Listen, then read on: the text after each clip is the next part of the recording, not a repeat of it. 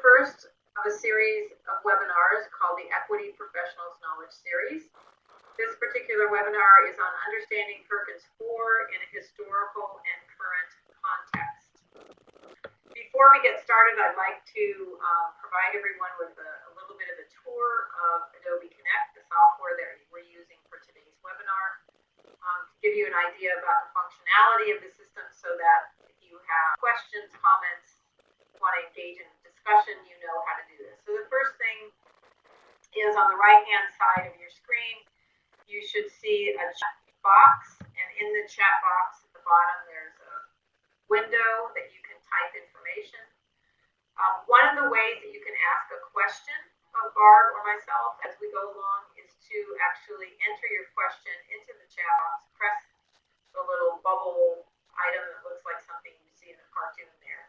And the question will show up in our chat boxes so that we can answer those as we go along. Another way to ask a question when we get to the discussion section of the presentation is to actually raise your hand. You'll notice at the top of the screen there is a person icon with their hand up. If you go to that and click the little down arrow and raise your hand, then what that does is it sends me a signal that says you have your hand raised. I can then unmute your microphone and you can audibly ask your particular question. The one thing to remember when we do these, and I'll remind you as we go along if we do that, is that you'll need to then mute your microphone after you complete answering your question so that we don't get any background noise from wherever you are. Again, if there are any technical problems, I know that I'm sounding like I'm in the bottom of a can apparently, and it looks like there's some issues with the sound fading in and out, and I apologize for that. I will get done here in a hurry, and we'll move on to Barb, and she can do the majority of the presentation. So Barb Bitters will be presenting with us. She's the former Assistant Director of the Career and Technical Education Team, former Civil Rights Compliance Coordinator for the Methods of Administration for OCR, the former Director of the Equity Mission Team, Sex Equity Administrator, and Sex Equity Coordinator, all at the Wisconsin Department of Public Instruction, and has a tremendous amount of knowledge about the topic we're covering today. There will be 4 webinars in the sequence, the one today, an additional one on August 23rd, October 25th, and December 13th, and I hope you can join us for all 4 of these because as a collective group, they will provide you with a lot of really great background. So at this point, I'm going to pass the baton on to Barb and allow Barb to continue. And Barb, if you just unmute your microphone, I will mute mine and get out of the bottom of this can. It's muted. Okay, can everybody hear me? I hope you can hear me. Okay, good. I'm going now. We have here the other equity professional knowledge webinar series, and I hope that you will join us for all of them. I'm having trouble moving the slides. Mimi, can you move them? Thank you. This is the resource page for you all to find additional and more wordy resources. And there is a link to it on the right side of your screen at the bottom. You will see that there's some links there to go directly to that page. Next slide. Here's our agenda today. We only have an hour, and I know that we want to focus like a laser beam on really the legislative history and the coming to be of equity provisions in Perkins. And so I'm going to spend a little time because some of you may not know what the conditions were at the time that this public policy set of decisions was made. This particular webinar is going to be a little more of me talking and less of you talking than all of the rest of the webinars. And I apologize up front to those of you who really find laws and their history a tad boring and snooze. I'd like you to listen not so that you ever remember this or can cite the laws. I want you to listen to it as a story of development of the policy. When we get to the Perkins part, I'm going to focus in on the equity provisions of Perkins 4. Next slide. I think that sometimes people forget the original overall policy objective of the equity provisions in the Vocational Education Act of 1963 on has been to implement the federal role, which is to provide equal educational opportunities, or at least it was then. And with regard to gender equity, the largest issue was reducing female and family poverty. And there's really two ways to do this through the world of work. One is to make the pay of all occupations somewhat equitable. And we refer to that as pay equity. And certainly we continue to try to make strides with having a system of payment that is based on skills and knowledge and experience required.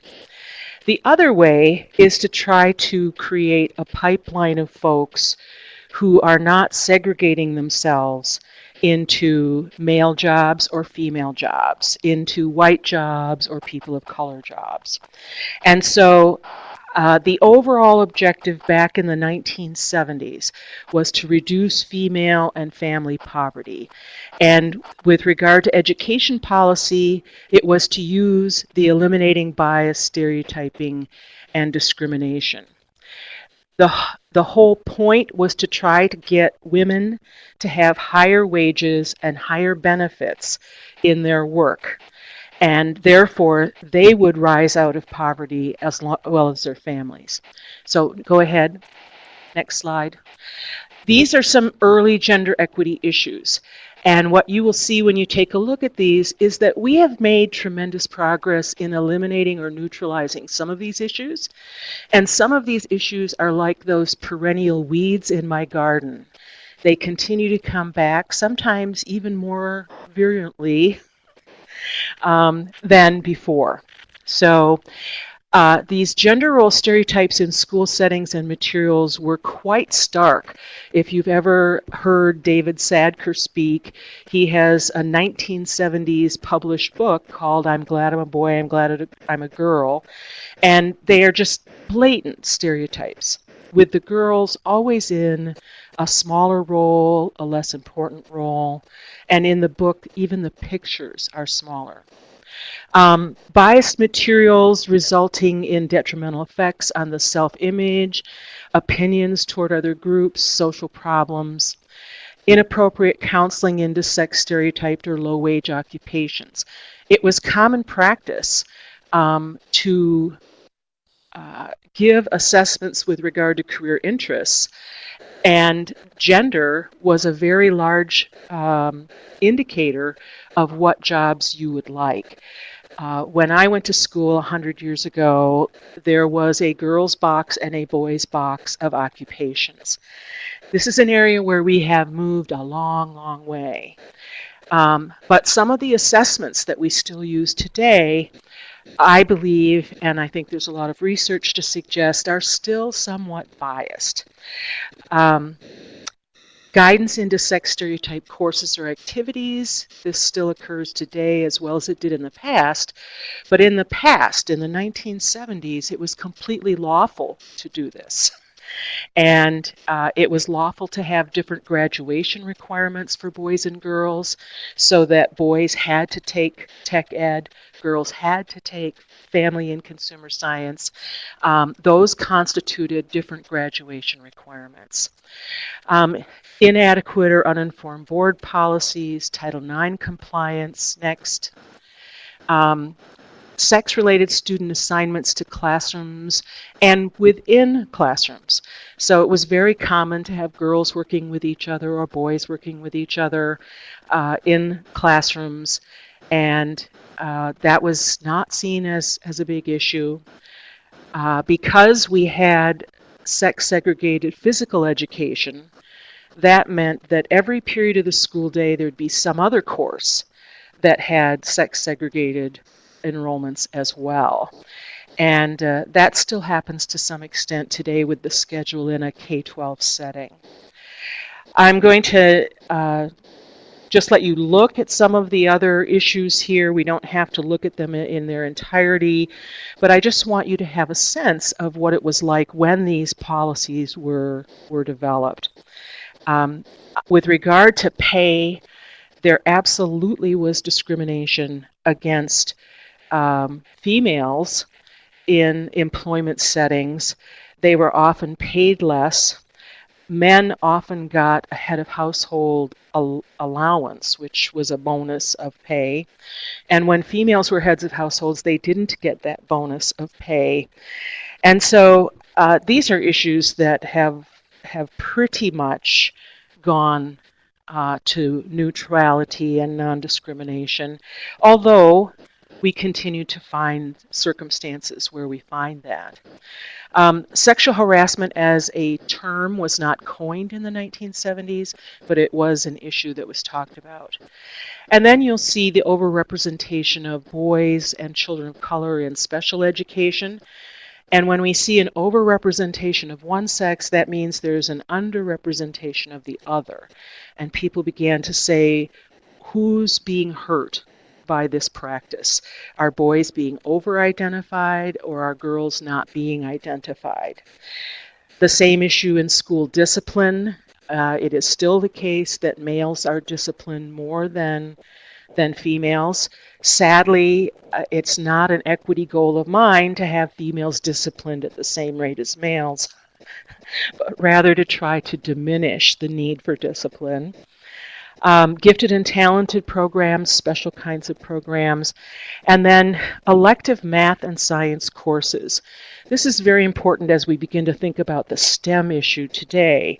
But in the 1970s, girls were told by everyone in their lives that math was not really very important for them, and it was okay that they didn't understand it or they didn't take advanced classes in math and science. Now, there were certainly some women who always were good at it and wanted to do it, but we have really made a tremendous amount of progress in 40 years with girls beginning to close those gaps in achievement in mathematics and science. Next slide. The important laws, and there are probably some more, but I want to just focus on these laws briefly.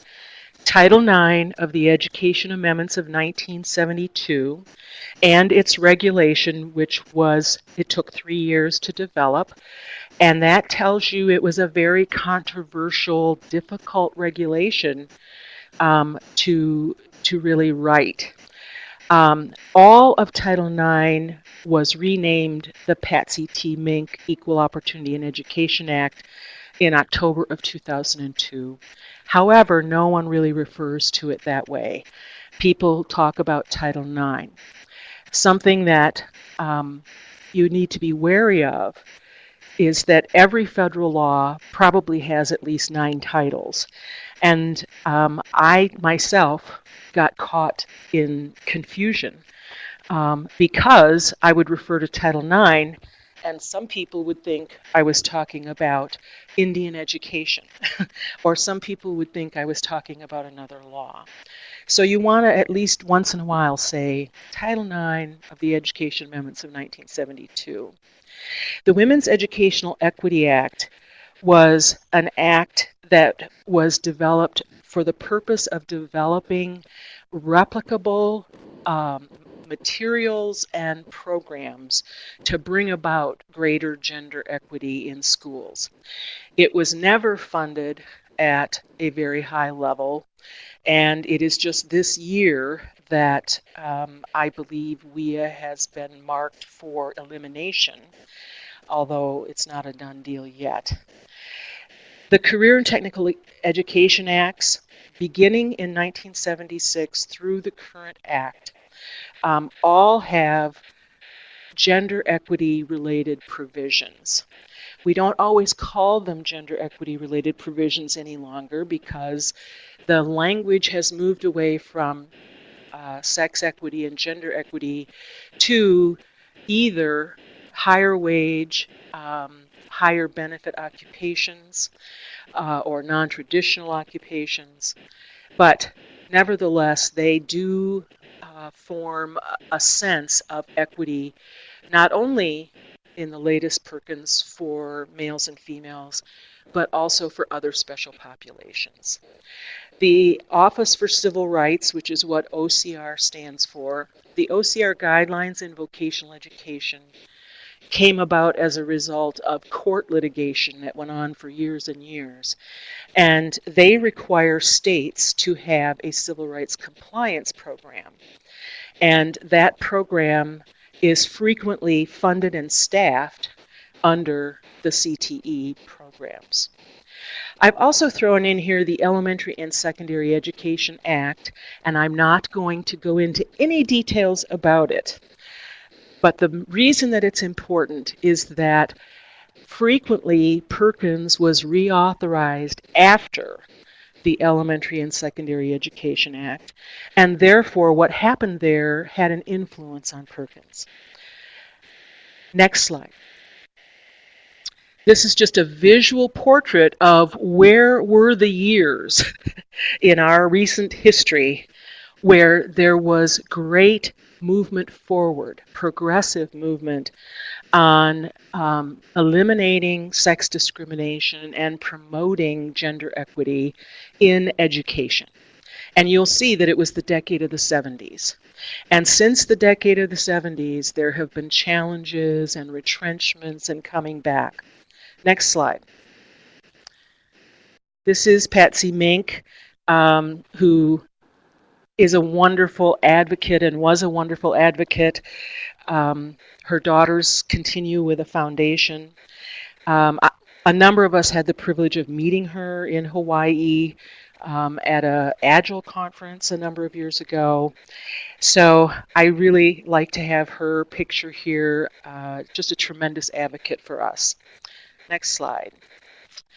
This is the joint resolution about Patsy Mink, and this is frequently something that happens, a way to honor legislators who have had a passion about something. Next slide. This is the entire statement in the law of Title IX. No person on the basis of sex shall be excluded from participation in, be denied the benefits of, or subjected to discrimination under any educational program or activity receiving federal financial assistance. So when they passed the law, and it was not easy to pass the law or the statutory language, at the time it was moderate and liberal Republicans, and I know that we don't have any more of those currently, but at one point in time, both parties had people who were conservative, moderate, and liberal. And so a number of the moderate and liberal Republicans had a very big part in promoting this law. They had attempted to get sex as a protected class into the 1964 Civil Rights Act. And people simply didn't believe that sex discrimination was a very large issue in 1964. And so you see from 1964 to 72, there was tremendous growth and understanding of the potential of the bias and stereotyping and then, yes, discrimination. Next slide. Again, the purpose of this webinar is not to teach you about the ins and outs of Title IX, and I would love to do that webinar. If anyone is interested, we could certainly do one. But what I want you to see right now, often Title IX in the media is presented as something that absolutely revolutionized women athletes and sports opportunities. And while I'm very proud of that small aspect of Title IX, it certainly is not the main enchilada. It is just a piece that's been very visible for people. But it affected admissions, access to courses and programs, counseling, student rules and policies, treatment of students, pregnant or parenting students. There's a protection there that exists even today. In financial assistance, student housing, athletics, co-curricular and extracurricular activities. In my day, again, 100 years ago, there were no females in Future Farmers of America. Now, the FFA has gone on to sort of keep FFA and drop that sort of future farmers to represent the broad agriculture and agribusiness aspect of belonging to the FFA. But when Title IX was passed, there were no females participating in that program. They were not allowed to. Employment practices. Sometimes people do not understand that Title IX prohibits employment discrimination in all of its aspects. And then Title IX was really the basis of the additional sexual harassment of students and employees that got further developed in our understanding with special guidance under Title IX. Next slide. There are some procedural requirements that districts, school districts, and education institutions, colleges, anyone who received federal financial assistance needed to do. They needed to have a policy and assurances of non-discrimination. They needed to provide an ongoing notice of that. They had to do a self-evaluation. Where are we at? And I have some of those sample self-evaluation outlines. People were then to keep that self-evaluation on file for 3 years. So after 1978, a lot of people could not actually see an actual Title IX self-evaluation. They had to appoint a responsible person and a person trained to do the Title IX coordination. And although it isn't in writing, this person became the official record keeper for the entity.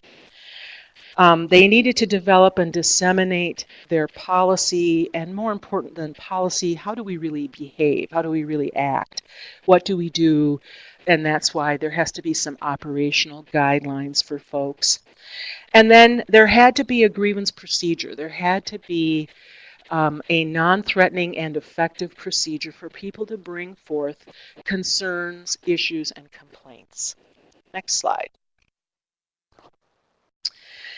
The role of the Title IX coordinator was not outlined in the regulation, but over the years we have begun to understand that they have some major roles to prevent discrimination, to promote equity and fairness for all students, to advocate for the elimination of bias, and to be the manager of that ongoing procedural process. And next slide. In terms of enforcement of Title IX, it is a complaint-triggered law first and foremost. So districts in my state, which I love, are every day there are some districts that are probably violating Title IX. They might not have completely made their physical education classes co-ed.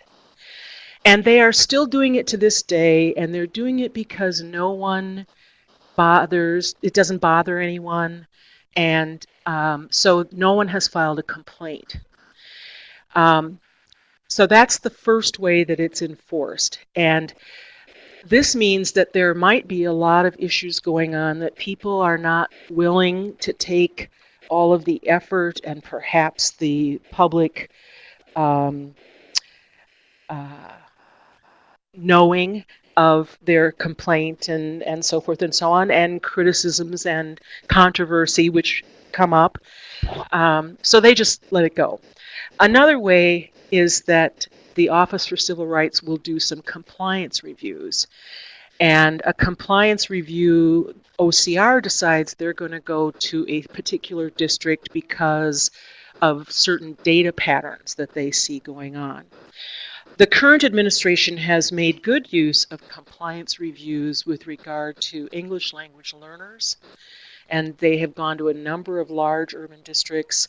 They have done a compliance review, and the result then is not just here, District A, like Los Angeles, you need to do this and this to come into compliance or better compliance. But they then let the rest of us look and see the legal thinking and rationale behind it. Another way for enforcement is litigation. You can take on the expense of hiring an attorney, or there are a lot of public interest firms that might take on an issue. An example of this that is current is the single-sex provisions of the 2006 rewrite of the Title IX regulations. And the ACLU, American Civil Liberties Union, has been taking several districts to court because they believe that it violates constitutional muster to have single-sex, separate but equal education. The Office for Civil Rights in the U.S. Department of Education is responsible for enforcing Title IX in education programs. Something else that a lot of people don't know or remember is that Title IX is a part of almost all federal financial assistance programs. So the United States Department of Agriculture has their version of Title IX and has their version of the regulations for Title IX. And so it is not a monolith. And sometimes you want to look at the guidance provided by Ag Department or by the EEOC, the Equal Employment Opportunity Commission, because they may have clearer tools, technical assistance materials, and a clearer argument. So, moving on to the next slide. There have been significant challenges to Title IX, and again, I'm not going to go through all of these, but you see the years and the issue here. And so there's a second slide with challenges that have gone on. These are court cases that have challenged a piece of Title IX, and in some cases, it required the Congress to put in clear legislative language that they intended Title IX to cover employment, that they intended Title IX to cover the entire institution, not just the program that received federal financial assistance. And sometimes they resulted in the regulations being changed. Next slide.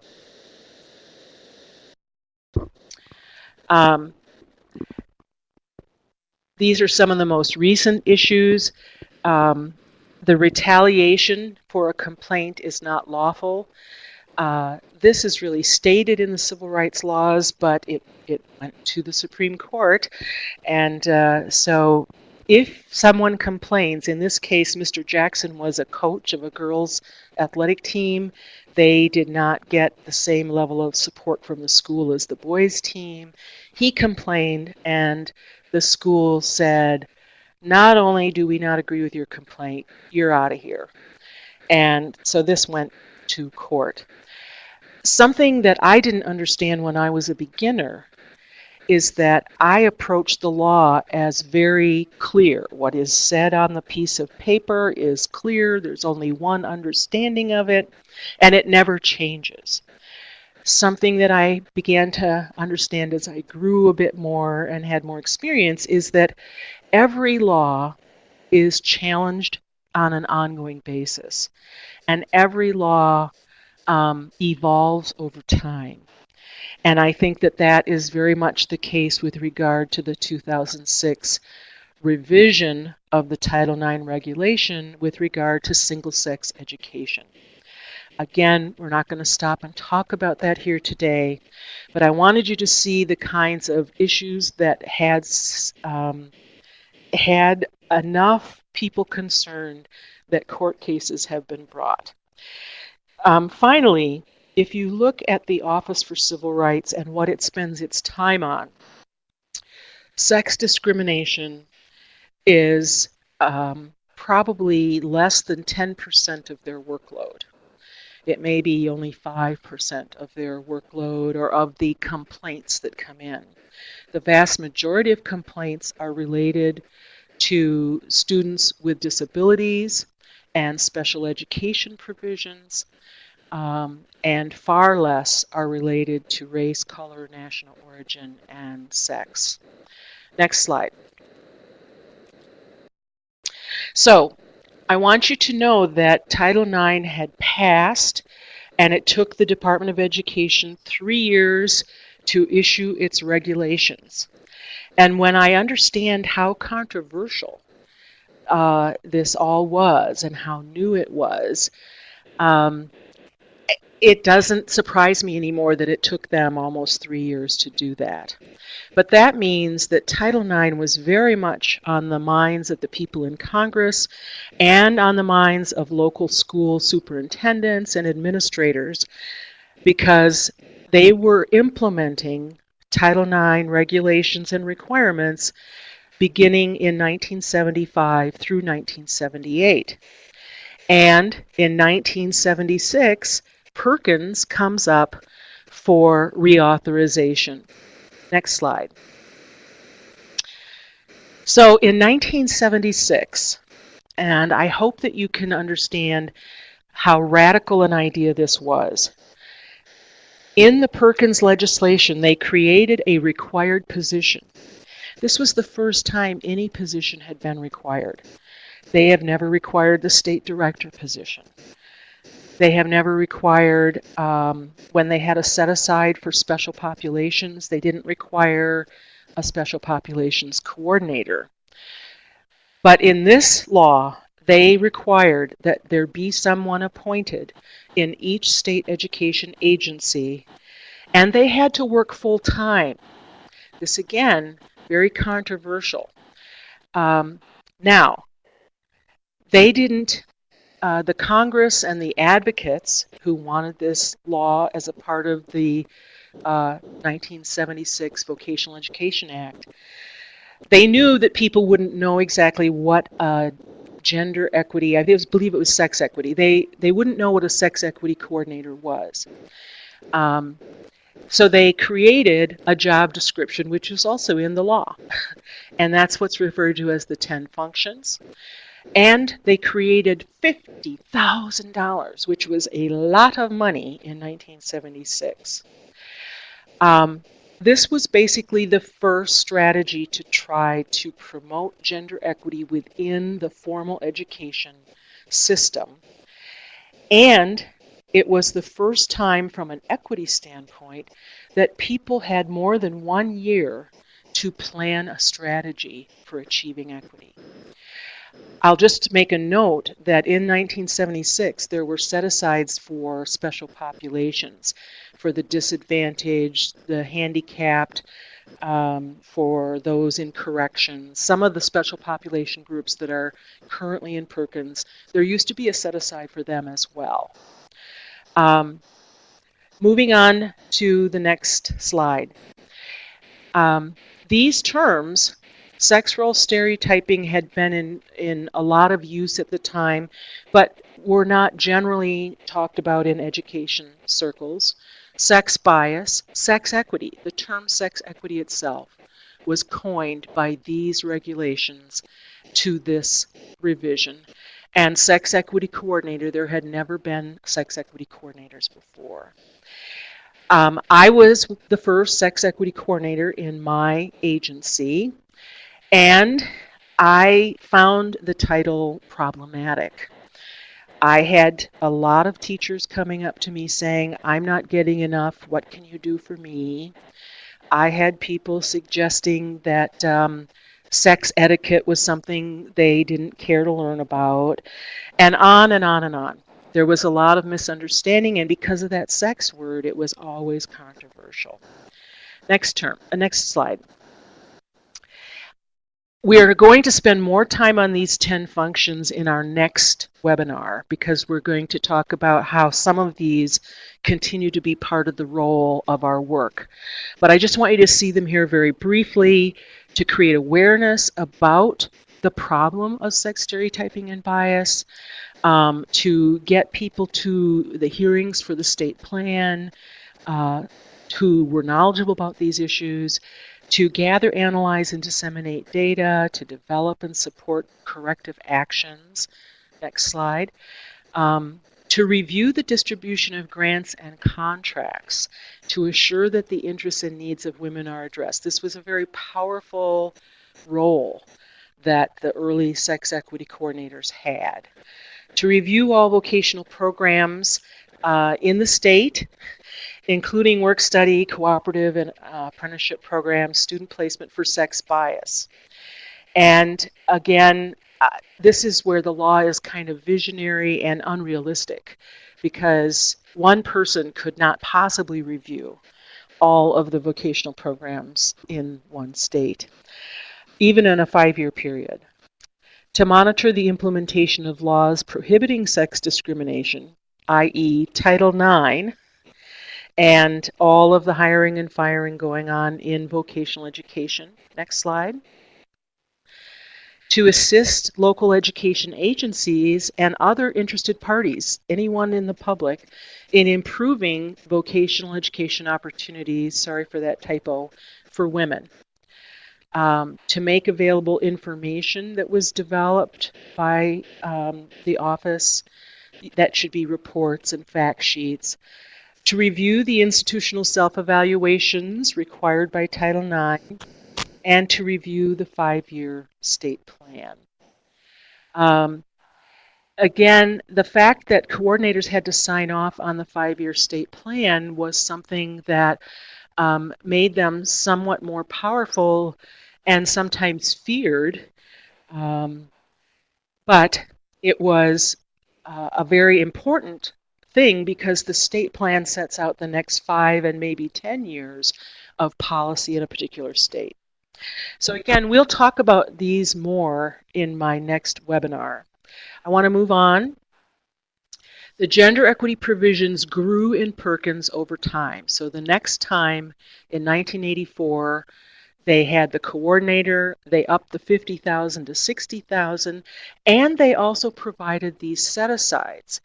The reason they provided the set-asides is that states did not, on their own volition, spend much of their Perkins resource on trying to achieve gender equity or to serve single parents and displaced homemakers, the majority of whom were females. So, moving on. That is how it went for quite some time. We had set-asides. I put here in 1996 the Improving America's Schools Act, which is a part of the ESEA. It was passed and it changed the focus in a way that we're still dealing with.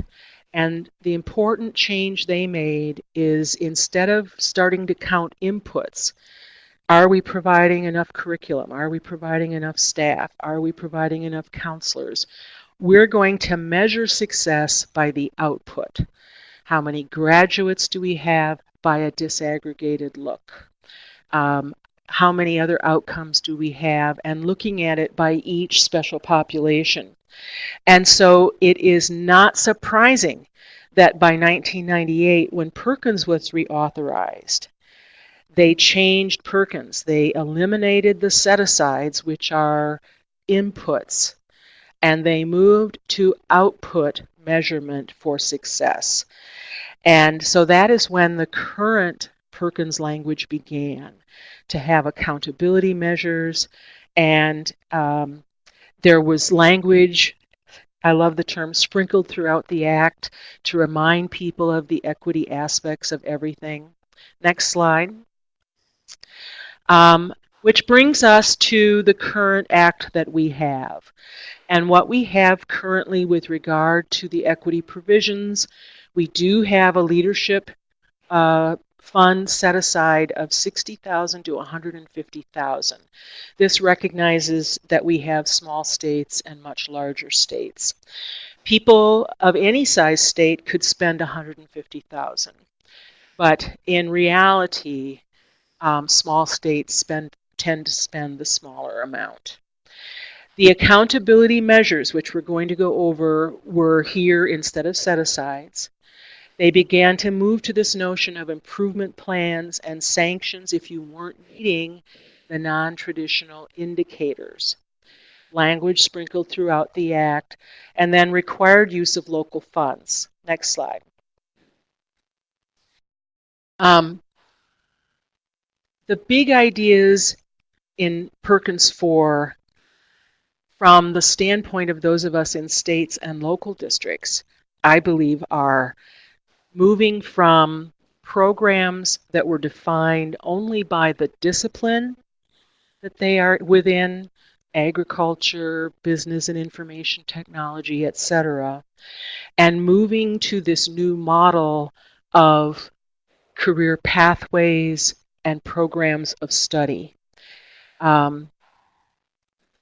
A continued emphasis on academic and technical integration, and a real emphasis on transition, that the role of the secondary CTE is not to produce entry-level workers anymore.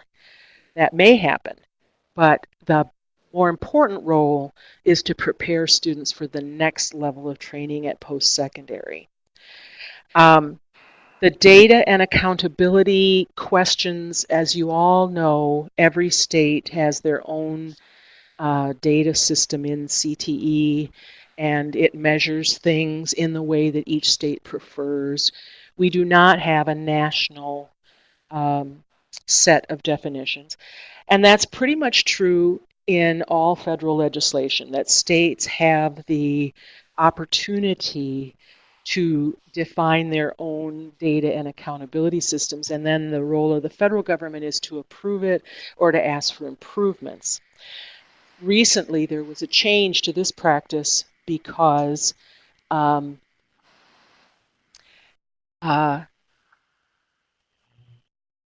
folks wanted a similar definition across all the states of dropouts. So let me just take a little breath now. Barb, we actually have someone, Lori Tony's raised her hand, so I'm going to unmute her phone and give her the opportunity to come in and ask a question. Cool. Lori, if you go up to your microphone icon at the top of the screen, click the down arrow, and I think you should be able to unmute my microphone and talk to us. It works.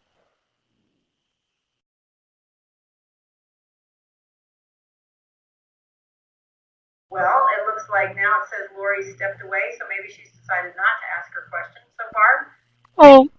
That's all right. She can come back another time. She's typing a chat. Maybe there's something she's going to say there. Oh, she didn't know she had raised her hand. All right. Okay, thank you, Lori. All right. So you can continue. Go ahead.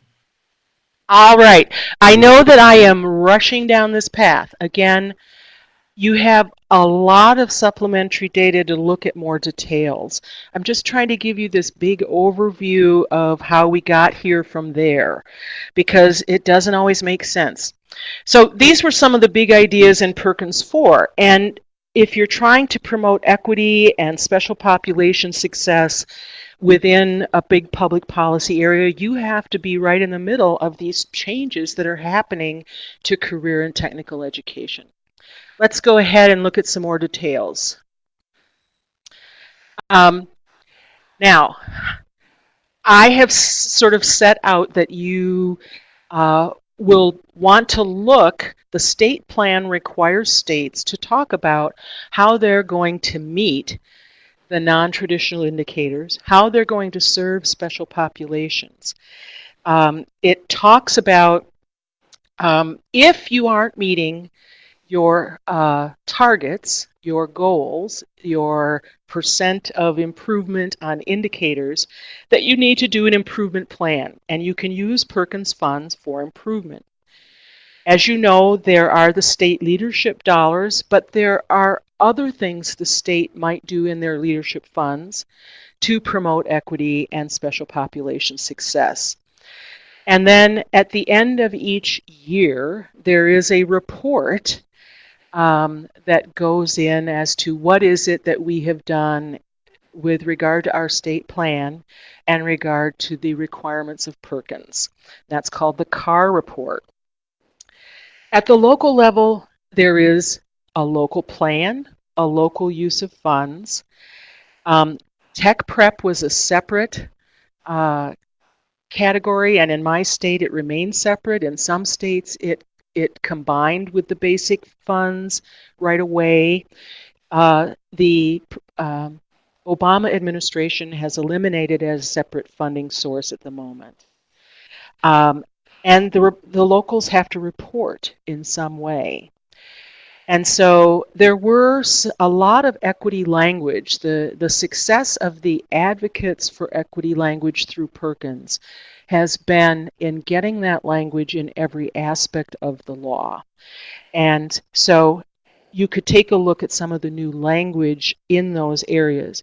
But when you see these areas, this is often where we do our work, because if we work at the state level, not only are we preparing the state plan and creating the rules around how do you do an improvement plan and deciding how the funding will go, we're also providing guidance for locals and how they're going to do their plan. In many states, it's an application that serves as the plan. All right, let's go ahead. This is the kind of language, the high skill, high wage, or high demand. This is the language about promoting non-traditional participation and completion in career and tech ed. The accountabilities for secondary and post-secondary are slightly different, and we'll look at those in a minute. There are supposed to be federal sanctions on states for not meeting performance measures, and states are supposed to negotiate with local districts and applicants around performance measures. So these are all some of the big issues in Perkins 4.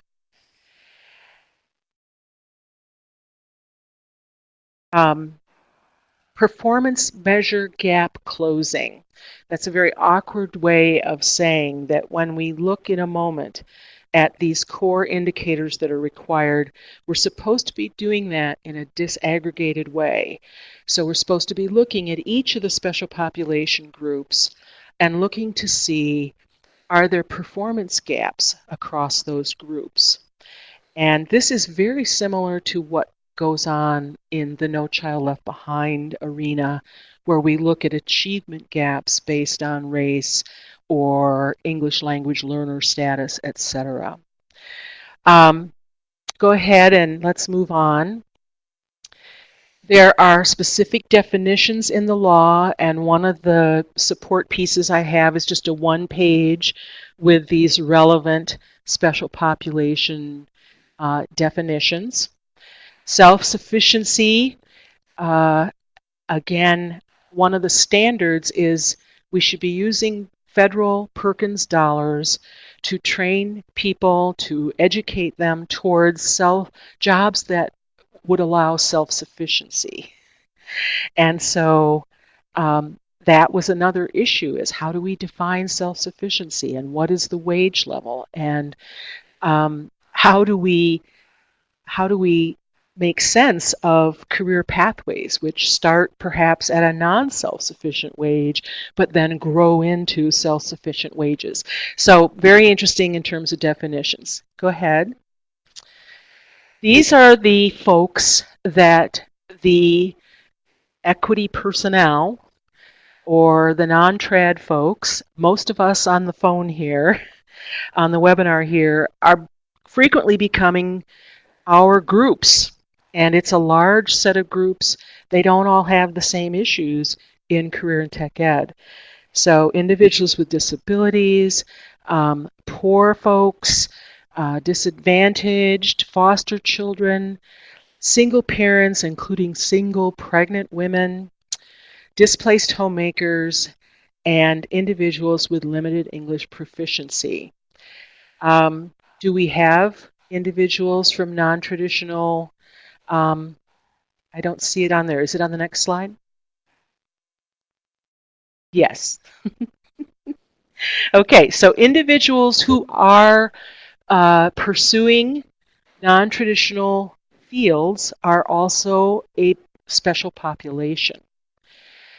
And non-traditional fields has been defined as those where individuals, one's gender or the other, comprises 25% or less of people employed in the occupation. This definition has been problematic because, again, NAEP has done a wonderful job of creating a crosswalk that a lot of us use, but it's not required. And so you find some states defining certain occupations that are as non-traditional and others as not non-traditional that might disagree with the NAEP definition. The other thing from a practical standpoint, especially for those in the secondary system, the courses in secondary are so broad that it was easier when we define non-traditional based on the enrollment in each course. But we cannot do that and meet the requirements of Perkins. We have to be looking at that outcome measure of the employment status defines if this course is preparing people for a non-traditional occupation.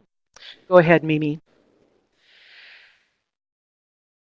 So, in the state plan, these were some of the new provisions, and what I really mean to say here is some of the accountability, that graduation, the post-secondary transition, high skill, high wage, or high demand occupations, comprehensive professional development as opposed to less comprehensive staff development. They wanted professional development that would actually make change. Next. We've already talked about this use of funds, but here we're talking about it's a required use of funds. The state must spend some of this money to assist people entering into the technology fields and non-traditional fields. They must spend it on professional development. They must spend it on exposing special populations to high skill, high wage. Next. These are permissible uses of funds. So we could spend it, but we don't have to spend it. And so career guidance, overcoming barriers, these are permissible. Next. More permissible uses are supporting new programs and awarding incentives. And you can see this long list. And it really is permissible. Some states have done it and some have not. Go ahead. The local plan, each local applicant really needs to provide activities to prepare special populations for non-traditional or high wage, high skill, high demand occupations. Go ahead. They need to provide activities to prepare them for those jobs, not just to provide information about them, but actually do the education toward them. Go ahead. Now we get into those permissive uses again. And I'm not going to go through each of these. You can take a look at them. But I do think that we get to supportive services. This is something that wasn't even outlined in the law itself, but has always been a very important part of providing programs to women who have the need for child care or other dependent care. And so it was actually, Mimi helped me out, it was a letter from the Congress that defined these special support services. Yeah, actually, whenever a piece of legislation is completed in the conference, it includes includes attached to it a conference report, which may have more detailed explanation of why certain things were included or weren't included in the particular legislation, and often call out particular areas of emphasis that are of interest to the conferees. And this happened to be one of those things that they included in the conference report that was not detailed in the legislation itself. And the reason this was included was because they wanted to be sure that the use of this term was adequately or appropriately interpreted by the states to include these particular areas, although it was not included in the legislative language. And actually, there were some states who, when Perkins 4 was reauthorized and passed, stopped funding many of these things. And there is included on the NAEP website both a letter from the Department of Education, the Office of Vocational and Adult Education, as well as an interpretation that we wrote up with assistance from Michael Brustein, who's a lawyer, audit lawyer in DC, who assisted us in ensuring that states understood that this was an allowable use of funds. However, states do still have flexibility to choose what they're going to spend their money on or not. Mm-hmm. Okay, let's see the next slide. I see that we are short on time. I'm going to choose to stop talking about accountability here today. We are going to spend an entire webinar talking about it. You can, of course, read the rest of the slides. They'll be available for you on the Equity Professional Knowledge Series resource. This entire presentation will be there. I feel the need, because of time, to allow folks a little moment to ask questions or respond. Tell us if this was helpful as context. And in the future, the webinars will be much more interactive, because the point is to have some discussion across the group. So if any of you have a question, just go to the top of your screen where the person icon is with their hand up, and click the down arrow. You'll see there are a variety of options you can choose. If you choose the raise hands, then I'll unmute your microphone and you can ask your question.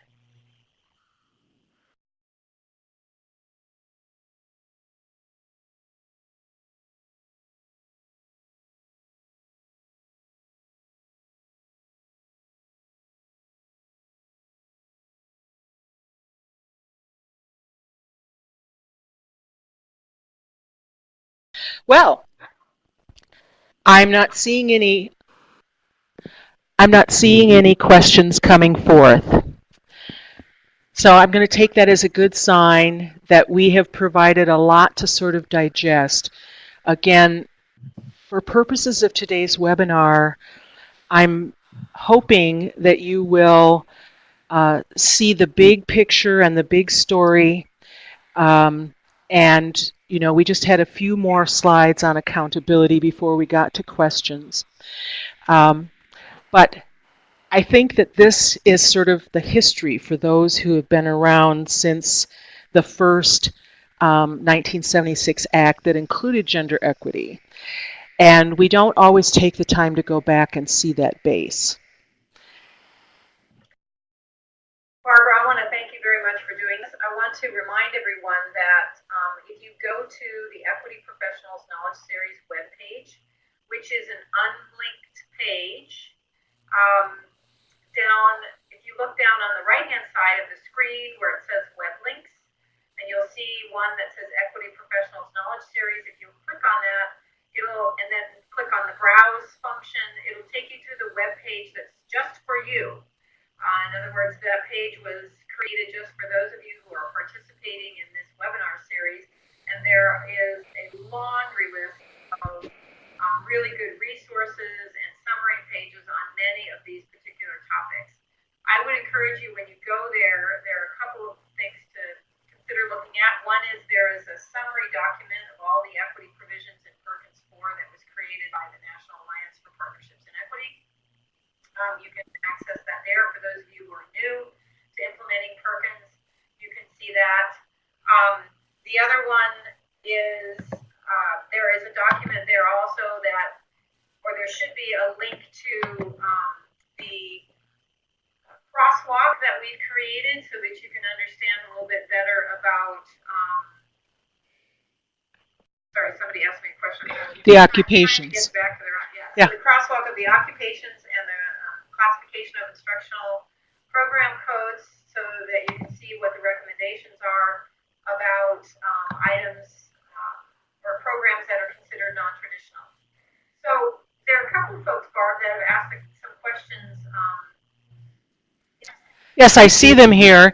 And I want to say that Mimi and I have talked about doing a blog of participants so that questions could be asked and answered electronically. I don't know if that's ready to roll at the moment, but if it isn't, if you would simply send questions that you have to NAEP, then they will get to me, and I'm happy to answer them for the entire group. We do have your emails. So I know that you're going to have a lot of questions. Yes, there are documents, and Mimi was telling you about some of them. The other thing is that it helps me as the presenter to know what some of your questions are for the next webinar. And we will continue to refer back to this base of legislative information.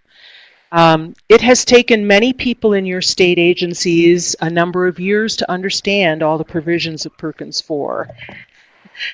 So trying to cover it all in a half an hour is pretty fast.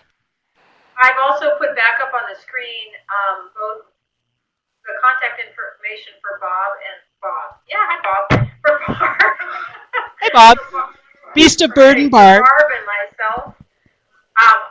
Although I wouldn't recommend that you email me because I get way too many emails and I have a hard time keeping track of them. I'd encourage you to email Barb. But yes. But the other thing you can do as well is if you email nape@napequity.org, you may have noticed that Elizabeth Tran, a member of our staff, has been monitoring this webinar as it has gone along. She's a great resource person and works directly with Barb in setting this series up. She can also help you find resources on the NAEP website if you're having difficulty locating anything. Or if you want to get something to Barb, she can help you with that as well. So just send an email to nape@napequity.org, and Elizabeth receives those emails as well as the ones that go directly to her address. You should have received a piece of communication from us also that had the hyperlink that goes to the particular resource page. But I'm going to put that back here again. This is it. If for some reason when you attempt to try to get through it through the web links on the bottom right-hand side, you're having trouble, if you want to quickly jot this down, I realize it's a little bit long, but this website you can't get to any other way than unless you know the secret web address. And if you have any particular resources that you're looking for that you think we need to post on this page or anything of that sort, we can also attempt, we'll put it there for you in addition to where it normally resides on the NAEP website so that we have sort of a great little house for this particular knowledge series. I think we have something else. Elizabeth just sent you all a notice saying hi to everyone, and to also let you know that this presentation will be posted to the NAEP site later this evening on this particular page. It's not there yet, but it should be up by tonight, and certainly when you get back into your office tomorrow morning, you can go to this particular website and locate it. Barb, anything else before we close?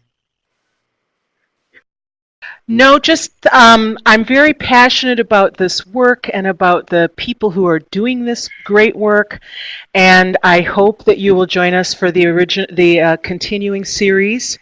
And feel free when there are questions and things aren't clear to jot me a line. So again, if you don't have these additional webinars on your calendar, please make sure that you put August 23rd at 3 p.m., October 25th at 3 p.m., and December 13th at 3 p.m. all Eastern time. So make sure you make the appropriate calculation to your time zone. And join us again for the next set. Next time we'll be focusing on Perkins Equity professionals and their roles and responsibilities.